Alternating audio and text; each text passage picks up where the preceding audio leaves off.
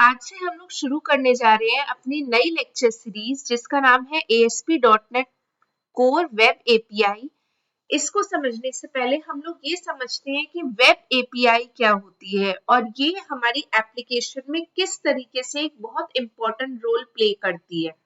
तो देखिए, अगर मैं इसकी डेफिनेशन पे जाऊं तो क्या होता है कि API is a set of subroutine definitions, protocols or tools that are used to build the software and application। मतलब क्या हुआ, API की मदद से हम लोग अपनी एप्लीकेशन को इंटरैक्ट करवाते हैं उसके साथ। अब हम ये सब कैसे करते हैं, यहाँ पे इसको एक डायग्राम के थ्रू में समझाती हूँ। तो देखिए, यहाँ पर ये है हमारी वेब API। तो मान लीजिए हमारी कुछ डेटा है, कुछ कॉमन सेट ऑफ डेटा है जो मुझे अपनी मोबाइल एप्लीकेशंस पे भी चाहिए, जो मुझे अपने ब्राउजर्स पे भी चाहिए और जो मुझे अपनी डेस्कटॉप एप्लीकेशन पे भी चाहिए। एग्जाम्पल के तौर पे हम वेदर API ले लेते हैं। जैसे कि आप मोबाइल के थ्रू भी जो है अपनी वेदर API को एक्सेस कर सकते हैं, ब्राउजर्स के थ्रू भी कर सकते हैं और डेस्कटॉप के थ्रू भी कर सकते हैं।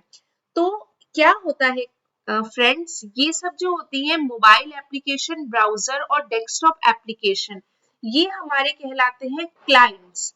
तो देखिए, सबसे पहला कॉन्सेप्ट है क्लाइंट। क्लाइंट क्या होता है, वो एप्लीकेशन जो हमारी रिक्वेस्ट को सेंड करती है। जैसे अगर मुझे मोबाइल से वेदर API को एक्सेस करना है, वहां से कोई डेटा को लेना है, तो मैं क्या करूंगी, अपने API के URL को मैं वहां हिट करूंगी अपनी मोबाइल एप्लीकेशन में।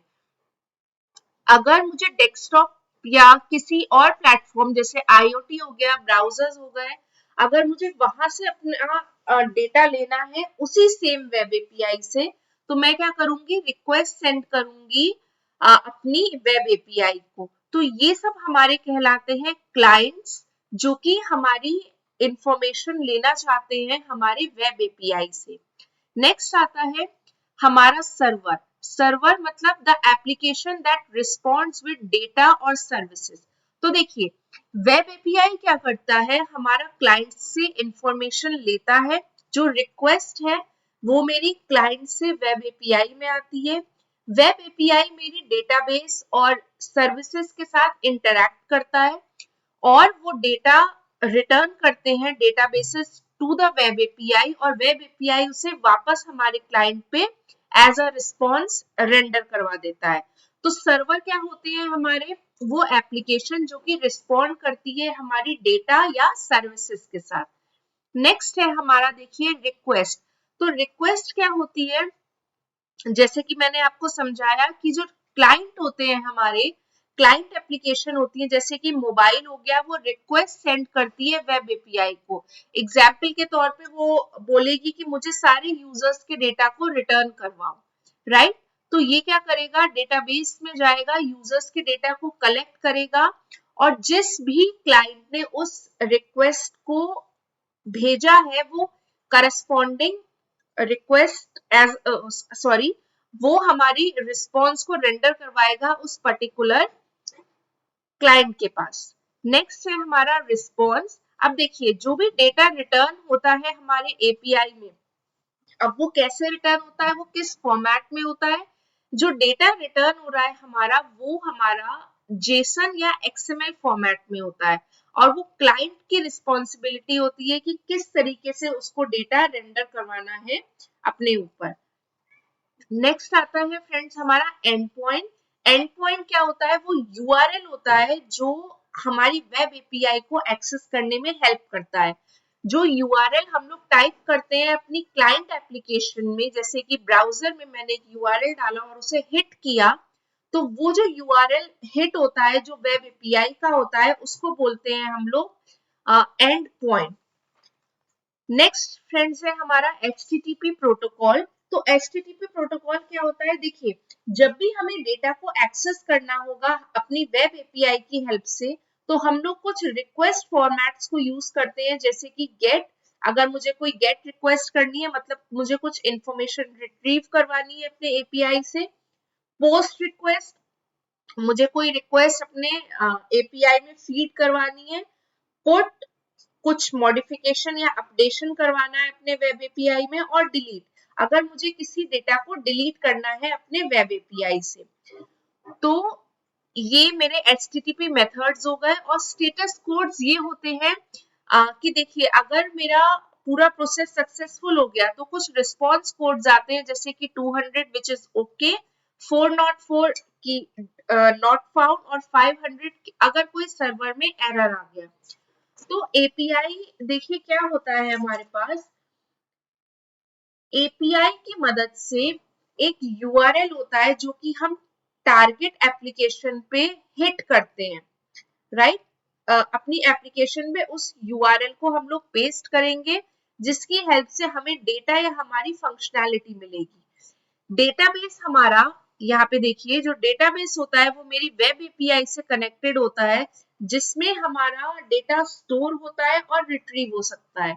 और वेब एपीआई की मदद से हम लोग बहुत सारी डिवाइसेस को या फिर डिवाइसेस के साथ इंटरैक्ट कर सकते हैं, जैसे कि मोबाइल एप्लीकेशंस हो गया, डेस्कटॉप हो गया, आईओटीज हो गई, और भी बहुत सारी डिवाइसेस हो गई।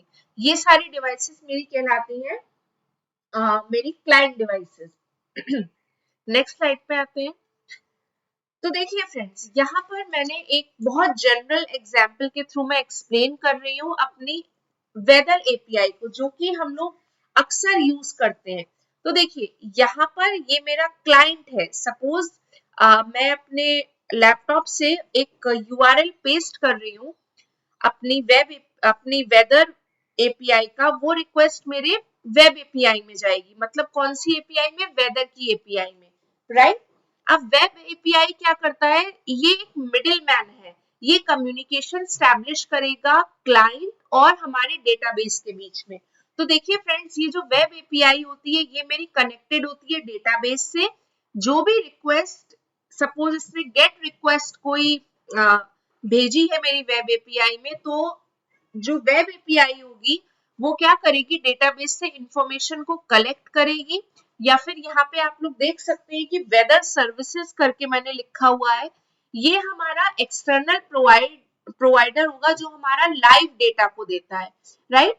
तो ये लाइव डेटा हमारे डेटाबेस में देगा, ये डेटा बेस हमारी इंफॉर्मेशन वापस करता है हमारी वेब एपीआई को, और जो हमारी एपीआई है वो रिस्पॉन्स रेंडर कर देती है हमारा क्लाइंट पे।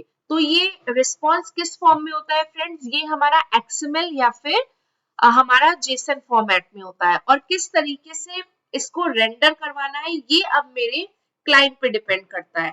तो जब मैं इसका प्रैक्टिकल करवाऊंगी आप लोगों को, तो आपको पता चलेगा कि किस तरीके से हमारा डेटा रिटर्न होता है हमारे एपीआई से, किस फॉर्मेट में वो रिटर्न हो रहा है, और हमारा क्लाइंट उसे किस तरीके से दिखाता है। नेक्स्ट देखिए, एक और मैंने बहुत सिंपल एग्जांपल से आप लोगों को समझाने की कोशिश की है। यहाँ पर देखिए, एक क्लाइंट है, ये कस्टमर है, राइट। ये कोई ऑर्डर प्लेस करेगा हमारे वेटर को। तो वेटर क्या करता है? एक एपीआई की तरह एक्ट करता है क्लाइंट और सर्वर। सर्वर क्या हो गया यहाँ पे? जो हमारा कुकिंग स्टाफ हो गया। ये ऑर्डर ले जाएगा सर्वर पे।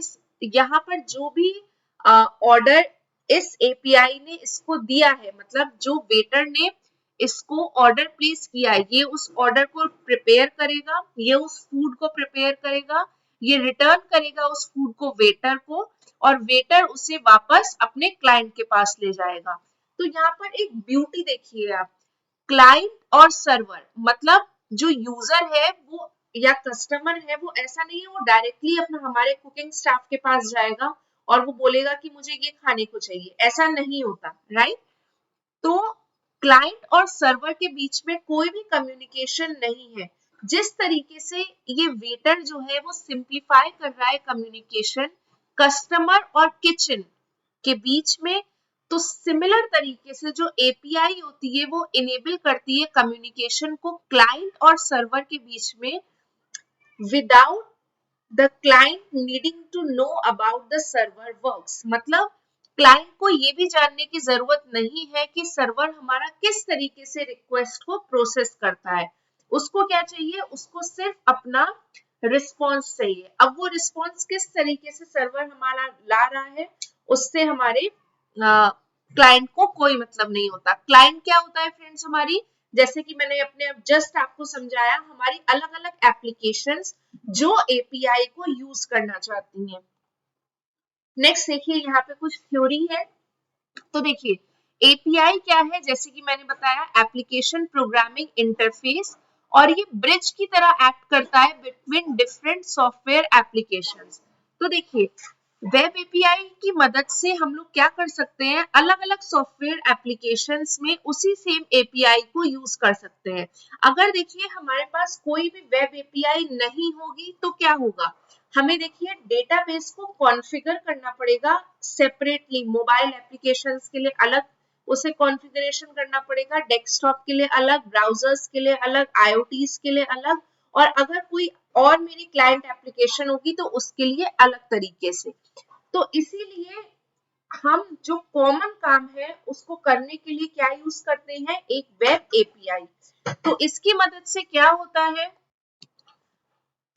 तो देखिए इसकी मदद से क्या होता है कि जो हमारा डेटा है वो एक कॉमन जगह पे रखा हुआ है, मल्टीपल क्लाइंट्स हमारे रिक्वेस्ट कर सकते हैं वेब एपीआई को और उसको डेटा को यूज कर सकते हैं। नेक्स्ट आता है enables the communication and data exchange between systems। तो देखिए डेटा एक्सचेंज हमारा किसकी मदद से हो रहा है, हमारे HTTP वर्ब्स की वजह से। क्लाइंट रिक्वेस्ट करेगा मेरे वेब एपीआई को, वेब एपीआई इंटरैक्ट करेगा डेटाबेस के साथ और डेटाबेस वापस उसको एपीआई को हमारा रिस्पॉन्स देगा और एपीआई उसको हमें ब्राउजर में आई एम सॉरी एपीआई जो रिस्पॉन्स है वो उसको सेंड करेगा क्लाइंट डिवाइसेस पे, right? Hides the internal details and exposes only the necessary operation। देखिए hides the internal details मतलब कि क्लाइंट को सर्वर किस तरीके से काम कर रहा है, किस तरीके से रिक्वेस्ट प्रोसेस हो रही है, उससे कोई मतलब नहीं होता है। और इसे हम लोग जनरली यूज करते हैं बहुत सारे अपने क्लाइंट्स में, जैसे कि वेब हो गया, मोबाइल हो गया और भी क्लाउड एप्लीकेशंस हो गई। तो यही मैंने आपको नेक्स्ट में बताया है, APIs data can be used in various clients, अलग अलग जगह हम इसे यूज कर सकते हैं, जैसे डेस्कटॉप एप्लीकेशंस हो गई, आईफोन्स हो गए, वेब एप्लीकेशंस हो गई, क्लाउड एप्लीकेशंस हो गई।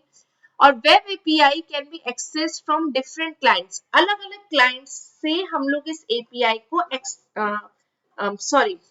अलग अलग क्लाइंट से हम लोग इस वेब एपीआई को एक्सेस करते हैं। अब देखिए फ्रेंड्स ये जो डेटा हमारा एपीआई रिटर्न करता है ये कभी भी यूआई रिटर्न नहीं करता है। तो आप लोग हमेशा ये ध्यान रखिएगा कि वेब एपीआई जो भी डेटा रिटर्न कर रहा है वो कभी भी कोई यूजर इंटरफेस नहीं होता है, वो तो या तो एक्सएमएल फॉर्मेट होगा या तो कोई हमारा जेसन फॉर्मेट होता है। और किस तरीके से हमारा एप्लीकेशंस जैसे कि हमारे क्लाइंट्स हो गए वो किस तरीके से एपीआई को हमारे इंफॉर्मेशन के लिए रिक्वेस्ट करेंगे, वो करते हैं with the help of HTTP protocol. तो देखिए गेट रिक्वेस्ट अगर सेंड करनी है एपीआई को तो उसके लिए एचटीटीपी वर्ब होता है गेट। अगर हमें कुछ आई एम सॉरी अगर हमें कोई भी डेटा अपने एपीआई में इंसर्ट करना होगा तो वो हो गई पोस्ट रिक्वेस्ट। अगर कोई इंफॉर्मेशन अपडेट करनी हुई तो वो हो गई पुट रिक्वेस्ट। अगर मुझे कुछ अपने एपीआई में डेटा को डिलीट करना है तो उसके लिए हो गया डिलीट रिक्वेस्ट। मैं आपको एक और बहुत सिंपल एग्जांपल से समझाती हूँ फ्रेंड्स, जैसे कि कोरोना वायरस हम सबको पता है, इसके लिए हर एक कंट्री ने क्या किया था अपनी एपीआई बनाई थी और उसमें क्या हुआ था, उसमें क्या क्या इंफॉर्मेशन हो सकती थी, उसमें हमारे कितने ओवरऑल केसेस हैं, कितने नए केसेस आ रहे हैं, कितनी डेथ्स हुई हैं और कितनी रिकवरीज हुई हैं, इस सब का डेटा था। अब हम इस एपीआई को एक्सेस कर सकते थे अपने मोबाइल से भी और अपने कोई वेब एप्लीकेशन से भी या डेस्कटॉप से भी।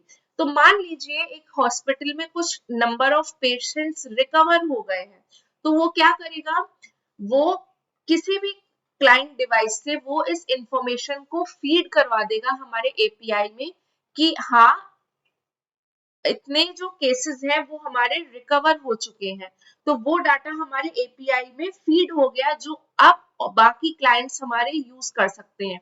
तो सेम एपीआई है, सेम एपीआई से और जो हमारे क्लाइंट्स है वो डेटा को रीड भी कर सकते हैं और उसमें डेटा को मॉडिफाई भी कर सकते हैं, मतलब उसमें डेटा को हमारे अपडेट कर सकते हैं, या फिर अगर कुछ नंबर ऑफ डेथ्स हो गई है तो क्या करेगा, वो भी उसको उस पर्टिकुलर रिकॉर्ड को क्या करेगा, डिलीट करेगा। तो XYZ हॉस्पिटल में अगर सपोज 10 नंबर ऑफ डेथ हुई है तो वो इंफॉर्मेशन देगा हमारे किसको, हमारी एपीआई को, और 10 डेथ्स जो होंगी वो वहां पे रिपोर्ट हो जाएंगी और एपीआई में सेव हो जाएंगी। नेक्स्ट टाइम जब हम गेट रिक्वेस्ट करेंगे किसी भी और डिवाइस से, जैसे कि हमारे ब्राउजर से या फिर डेस्कटॉप से, तो क्या होगा, हमारे पास अपडेटेड इंफॉर्मेशन ऑलरेडी हमारे एपीआई में होगी। तो ये इसकी एडवांटेज होती है एपीआई की, जिसकी मदद से हम लोग अलग अलग डिवाइसेस के थ्रू अपने डेटा को, या फिर कह लीजिए सेम डेटा को, सेम इंफॉर्मेशन को एक्सेस करते हैं। तो उसको हम लोग कैसे एक्सेस करते हैं, with the help of API, जिसको बोलते हैं एप्लीकेशन प्रोग्रामिंग इंटरफेस।